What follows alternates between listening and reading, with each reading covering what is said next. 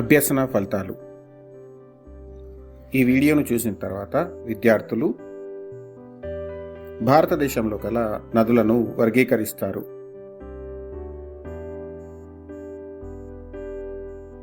హిమాలయ నదులు, ద్వీపకల్ప నదుల గురించి వివరిస్తారు.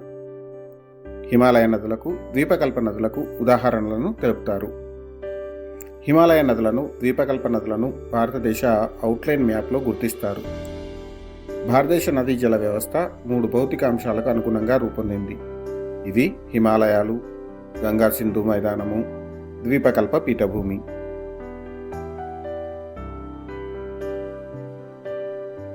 పుట్టుక ఆధారంగా భారతదేశ నదీ జల వ్యవస్థను 2గా విభజించవచ్చు. అవి హిమాలయ నదులు, ద్వీపకల్ప నదులు.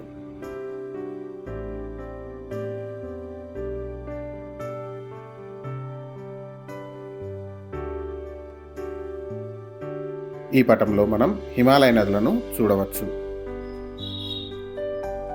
సింధు నది, ఇది ఎరుపు రంగులో చూపబడినది. గంగా నది, ఇది నీలిరంగులో చూపబడినది. బ్రహ్మపుత్ర నది, ఇది ఆకుపచ్చ రంగులో చూపబడినది. హిమాలయ నదులు 3 ముఖ్యమైన వ్యవస్థల కిందికి వస్తాయి. అవి గంగా, సింధు, బ్రహ్మపుత్ర నదులు. ఈ హిమాలయ నదులు దాదాపు ఒకే ప్రాంతంలో కొన్ని కిలోమీటర్ల వ్యత్యాసంతో పుట్టి పర్వత శ్రేణుల వల్ల వేరు చేయబడతాయి. పటంలో మనం గమనించవచ్చు.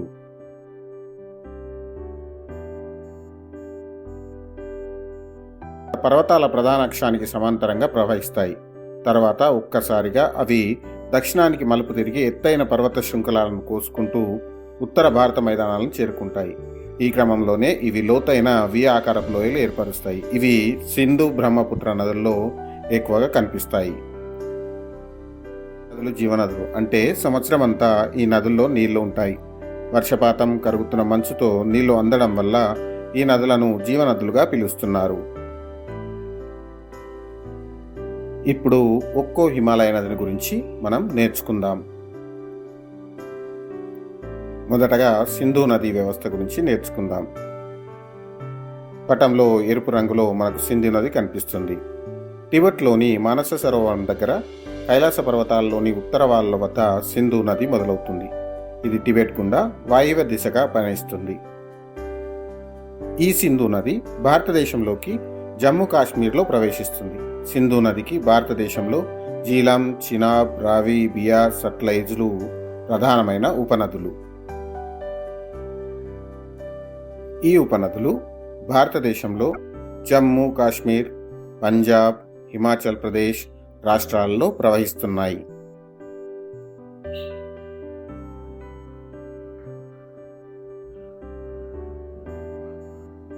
ఇప్పుడు రెండవ నది అయినటువంటి గంగా నదిని గురించి నేర్చుకుందాం.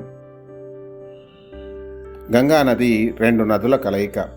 ఒకటి గంగోత్రి హిమనీనదం దగ్గర పుట్టే భగీరథి, రెండవది బద్రీనాథ్కు వాయువ్య దిశలో సపత్నాథ్ దగ్గర పుట్టే అలకనంద. ఈ భగీరథి, అలకనంద నదులు దేవప్రయోగ వద్ద కలిసి గంగా నదిగా మారతాయి. ఈ గంగా నది హరిద్వార్ వద్ద పర్వతాలను వదిలి మైదానాల్లోకి ప్రవేశిస్తుంది. గంగా నదిలో అనేక ఉపనదులు వచ్చి చేరుతాయి.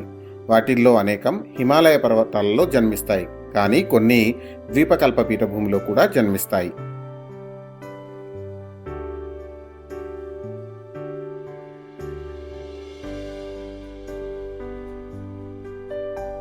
ఇప్పుడు బ్రహ్మపుత్ర నది వ్యవస్థ గురించి నేర్చుకుందాం. పటంలో ఆకుపచ్చ రంగులో బ్రహ్మపుత్ర నది గుర్తించబడింది. బ్రహ్మపుత్ర నది, దీన్నే టిబెట్లో సాంగ్పో అని పిలుస్తారు. ఈ బ్రహ్మపుత్ర నది మానస సరోవరం దగ్గర కైలాస పర్వతాలలోని చెమయంగ్డంగ్ హిమనీనదం నుంచి పుడుతుంది.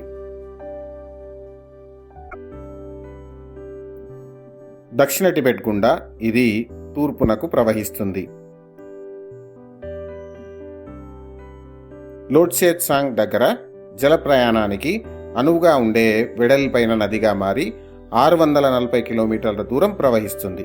ఆ తర్వాత అనేక జలపాతాల ద్వారా అది పాయలుగా మారుతుంది. భారతదేశంలోని అరుణాచల్ ప్రదేశ్లో నైరుతి దిశగా పెద్ద మలుపు తిరుగుతుంది. ఇక్కడ దీనిని సియాంగ్ అని, దిహాంగ్ అని అంటారు. అస్సాం లోయలోకి వచ్చినప్పుడు దిబంగ్, లోహిత్ అనే 2 ఉపనదులు దీంట్లో కలుస్తాయి. ఇక్కడి నుంచి దీనిని బ్రహ్మపుత్రగా పిలుస్తారు. ఇప్పటి వరకు మనం హిమాలయ నదుల గురించి నేర్చుకున్నాం. ఇప్పుడు ద్వీపకల్ప నదుల గురించి నేర్చుకుందాం.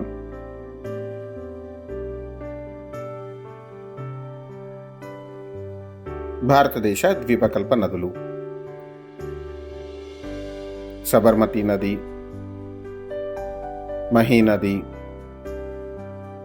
నర్మదా నది, తపతీ నది, దామోదర్ నది, మహానది,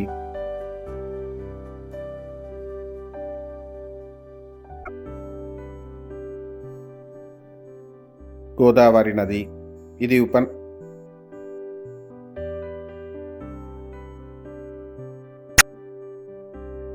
కృష్ణా నది,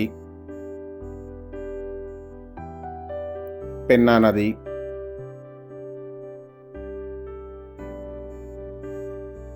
కావేరీ నది, ఇవన్నీ ద్వీపకల్ప నదులు.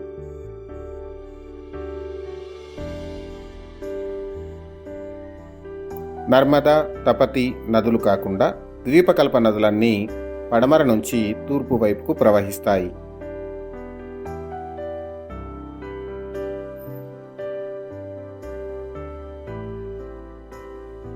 ద్వీపకల్ప పీఠభూమిలోని ఉత్తర భాగంలో పుట్టే చంబల్, సింధ్, బెత్వా, కేన్, సోన్ నదులు గంగా నదీ వ్యవస్థకు చెందుతాయి. పటంలో మనం వాటిని చూడవచ్చు.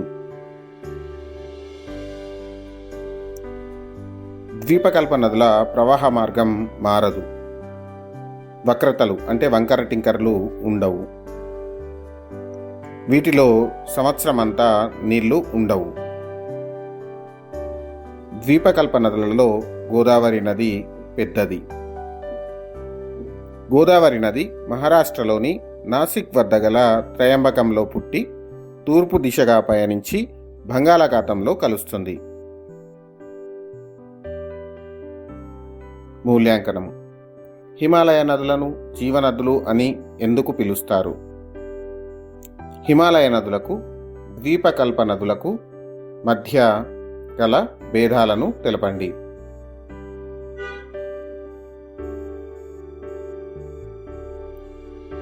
హిమాలయ నదులకు ద్వీపకల్ప నదులకు కొన్ని ఉదాహరణలు ఇవ్వండి.